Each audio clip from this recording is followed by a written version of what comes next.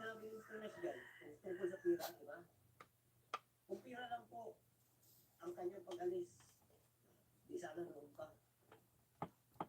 Noon pa dapat. Noon talaga malakas pang views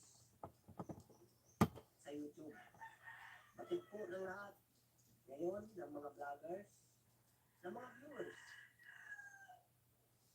na napakahirap po ng views ngayon sa YouTube. Yun po yung totoo.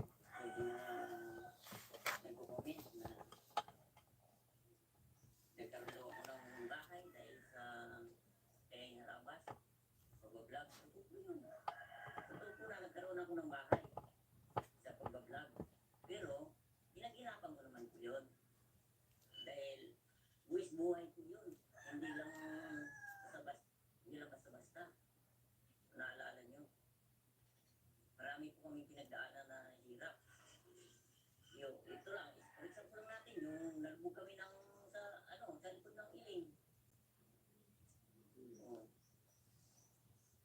Hindi po ba buwis buhay yun? Tuwing maglaot kami, nakasalalay po buhay. Saka isa pa po, wala pong nagmamayari sa akin. Yun lang po masabi ko, wala pong nagmamayari sa akin. Tulad nga po na, halimbawa po, kayo, ay may trabaho. Pagpalagay na natin sa, ang trabaho mo ay bangko, nakapag-ipon ka. Siyempre, yung naipuntan mo, dahil sa nagtrabahuan mo, ganun din po yun sa akin, sa pag-vlog. Nagtrabahuan ko po yun. Lahat ng natanggap ko,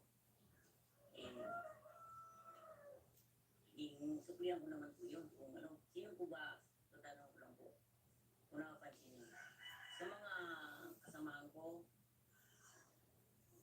tuwing magdagat kami, sa ilog, sino po ba ang malimit sumama sa dalawang team? Hindi po ba ako? Pero wala sa akin yun dahil ang iniisip ko, trabaho na ko. Yun ang iniisip ko. Para sa akin trabaho yun. At nakakahiya na magpatamad-tamad ka dyan sa trabaho. Kasi nga, gusto ko yung trabaho mo. Hindi na kong panagalan mo. Tulog. Ano pa nang gusto? Yung mga tao, sabi nga gano'n na nagpabait ni Jeep. Doon umalis ako. Doon sumama ko sa mga katungganes, kapatid ko. Tanungin ko po kayo. Bukod po sa ating sa taas, magulang, asawa, sino po ba ang una-una nating malalapitan? Sino po ba ang mahingian natin ng tulong? Pag nasagot niyo po yung tanong ko na yan, yun na rin po ang sagot ko sa inyo. Kaya sa mga viewers natin dyan, Ano sabi niya? Sinong tumutulong? lubay dyan po kayo. Kikinig ka ba? Oh, Hindi masaya na. Panginoon, yung Tama na. ina. Para sa aking trabaho yun. At nakakahiya na magpatamad-tamad ka dyan sa trabaho.